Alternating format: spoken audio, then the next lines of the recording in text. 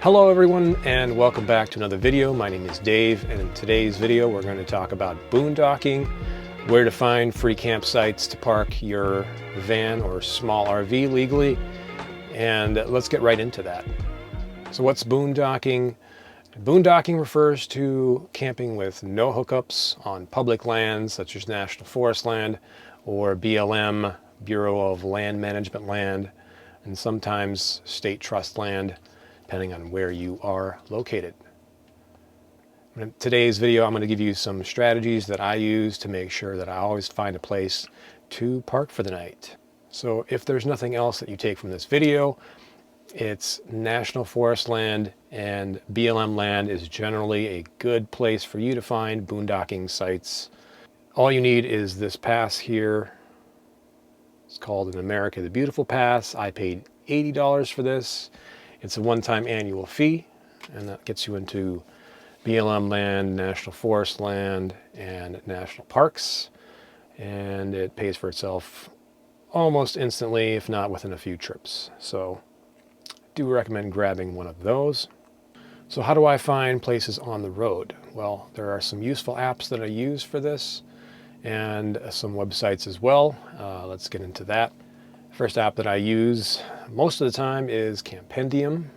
Campendium is a free app for iOS and Android, and it works on a donation model. So if you are someone who is a full-timer, it might be worthwhile to go ahead and support that app. It's not very expensive. I've found iOverlander to be useful as well, especially in situations where you're stealth camping in cities. It seems to have a lot more of those types of sites available. What I like about these apps is there's generally a review from other campers, tell you about the roads and so forth to get it to access the site. Sometimes they even mention cellular reception, which is always useful to know if you plan to be there long term and need access to the internet for work. Just to sum this section up, Campendium is really good. iOverlander, and another website that is free is called freecampsites.net. You might be familiar with these already if you've been living on the road nomadically for a while. Those are the apps that I use. In our next topic, let's go over boondocking etiquette.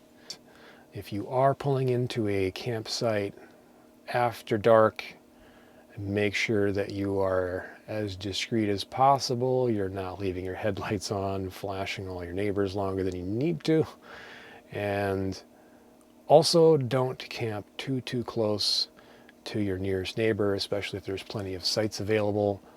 Always a good rule of thumb to leave as much distance between you and a neighbor when you're parked on public lands, boondocking. You know, people come out to these places to get some privacy and solitude, and there's no need for all of us to park together as if we were at a campground with designated spots. Another thing I want to mention is never litter or dump your gray and black tanks when you're out boondocking. Save that stuff for a RV dump or a campground dump facility.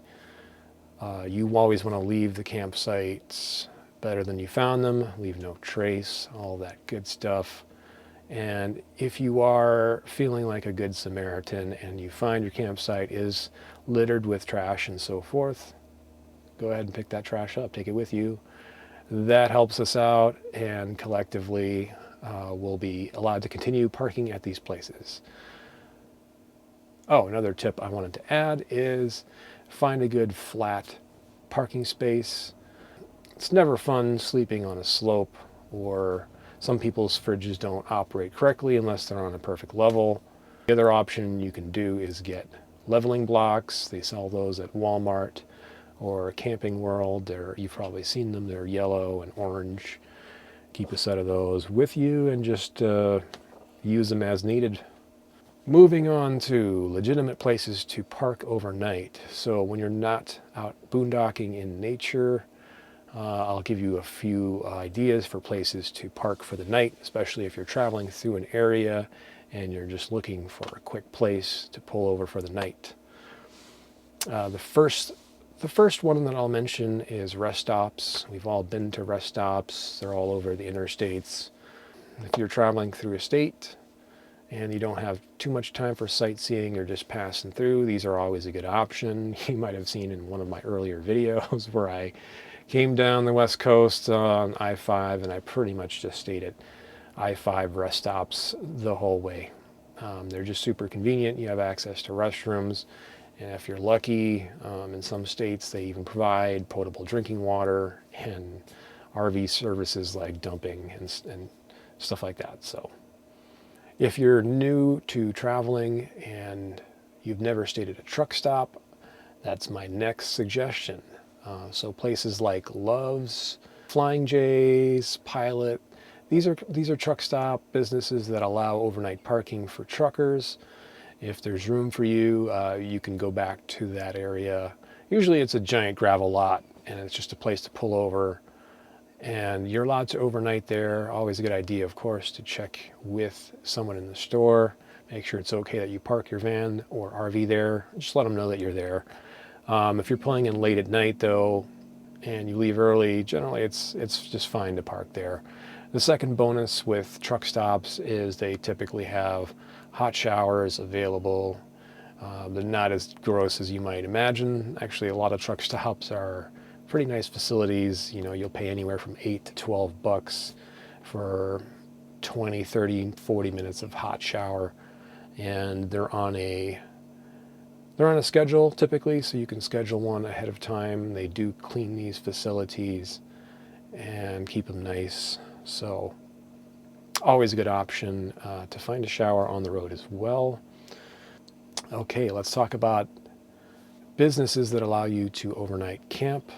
Most of you know about Walmart, although it does seem like across the country, Walmarts are moving into a no overnight parking policy, but there are still some that you can find that will let you overnight park.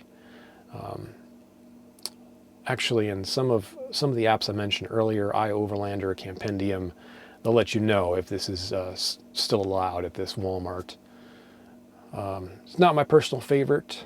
There are other businesses as well, like Home Depot, Costco, Sam's Club, Safeway, businesses that, unless they specifically have a no overnight sign, and if you do spot other RVs, other campers in the parking lot, it's generally allowed. Before I forget, also Cabela's, Cracker Barrel, Bass Pro Shops. These I've stayed at all these businesses. They even typically have a RV parking area with longer parking spaces, and you're allowed to overnight camp there. And always a good idea to patronize the business if you can and support them. They allow us to park there, so it's nice to give them a little bit of business back if you can. So, also should mention casinos. That's also another option for businesses that legally you are allowed to park at, and they typically have their own RV lots. Sometimes you have to go in and check with security or the front desk, and they give you a little badge or something to put in your window. But casinos are very RV friendly in general, and they typically have an area that's just for RVs. Moving on. I'll give you some practical tips for stealth camping in cities. So one of the strategies that I typically use when I'm passing through a city and I'm doing shopping and things like that is I will find a local park just to kind of set up shop during the day, figure out the city and what I want to do there. Typically I'll let Curb out to walk in the park, and they usually have bathroom facilities, and that's just a day place to park. In the evenings I use the apartment strategy, which is basically if I'm in a major city, I'm looking for medium to large apartment buildings or complexes where there's a big side street or just a row of cars parked in front. I find that most people in these buildings they're not super acquainted with all of their neighbors, and they won't bat an eye if they see a van parked there overnight. I've used that to park in cities like Philadelphia, New York, Seattle, LA, San Francisco, pretty much everywhere, any major city. Another area you want to look in is industrial areas, places where there are manufacturers, small manufacturing and just industrial areas. On that side of town, you're typically going to find other RVs parked there, and that's always a good thing to note, that you'll probably be able to stealth camp there for a night. They're not the most quiet places of town, but typically, again, follow the arrive late, leave early rule, which is I like to come in around 8 or after dark generally, and I like to leave early, so 6 a.m. I'm an early riser. Come in late, I leave early, I don't disturb anybody, and that's worked for me in most cases. So now I'm going to share with you my do's and don'ts, if you will, of stealth camping in cities. These are just some practical strategies for you to use to avoid getting that all dreaded knock on the door. So let's get right into that. Do park on the street where there are a lot of cars parked, and ideally you're parallel parking between two other cars. You're going to be looking for some sort of divider, hedges, parking garages, any kind of physical barriers between you and whatever it is, townhouse, house. Never good to park in front of somebody's house. It's rude, just don't do it. So do use street parking near public parks, churches, apartments, buildings, and car repair shops. These areas have a lot of cars coming and going, so you will stick out less. Again, apartment buildings, apartment complexes are kind of my favorite choice. Can't go wrong. Don't park in areas with security guards. So in general, you don't want to park at a mall, strip malls, places where people are keeping an eye. Having said that, one caveat would be grocery stores. I've had lots of luck parking at grocery store parking lots. Typically they shut down at a certain time of night. They're not too strict about overnight parking in my experience. Do park in quiet residential areas, in modest neighborhoods, at the side of homes or next to trees or shrubbery, bushes, and fences. Put a barrier between you and the residents. Don't stay in upper-class, ritzy neighborhoods.